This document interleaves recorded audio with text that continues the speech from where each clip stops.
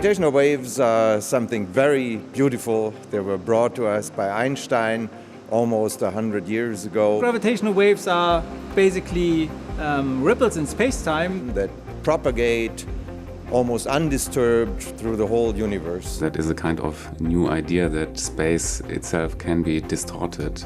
And if space is distorted, then we have gravitational waves which travel at the speed of light. They are a way of information transfer, how we can get information about things in the universe. Gravitational waves originate when large masses, large mass distributions change. Massive objects which are accelerated, or large masses that move. Such as explosion of stars. In supernova explosions. Black holes orbiting around each other. Merging neutron stars. The Big Bang, for instance, that would have been a source. Any type of mass and energy interacts via gravity. And so anything in the universe will create gravitational waves if it is accelerated asymmetrically. Gravitational waves are important to measure because they're the final prediction from Einstein's theory of general relativity that mankind has yet to directly observe.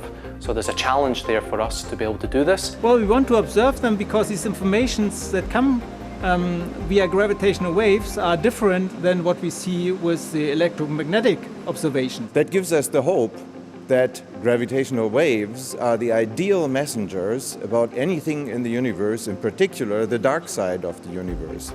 And we know that most of the universe is dark and does not emit electromagnetic radiation. We want to found a new field which we can call gravitational wave astronomy. So we want to know about gravitational waves and the objects which cause them. So events like supernova explosions, but also neutron stars and black holes. And many of these events, particularly for neutron stars and black holes, are not well understood. And so being able to observe these through their gravitational wave radiation would be very interesting to try to gather more information and understand what these objects are.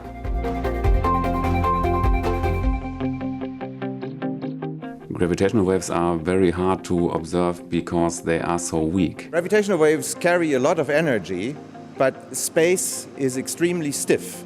And that means gravitational waves distort space and time, but only very little. So their interaction with instruments on Earth is very small. If you think that the wavelength of light is something typically like a micron or something like that, that's like a millionth of a meter. In fact, the sort of change in path lengths we're looking for are more like a millionth of that. So it's a tiny, tiny fraction of the wavelength of light that we're trying to detect as a change in arm length. And that's quite difficult to do. That's why we have to make our detectors with such quiet, undisturbed optics and use very powerful lasers to do the sensing of any motion that arises from gravitational waves. And if you think that all that sounds unlikely, I would remind you that initial LIGO worked at these levels, so that had one of these events happened in our galaxy or even in a nearby galaxy, it would have been seen for sure.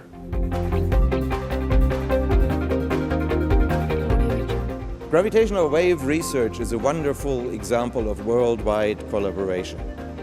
We expect the first sensitive data detection run at the end of this year. Advanced LIGO is really up and running and going into science mode soon. Personally, I'm extremely excited and I would nearly say a little impatient because we're all waiting for gravitational waves and this is the time when we will be able to measure them.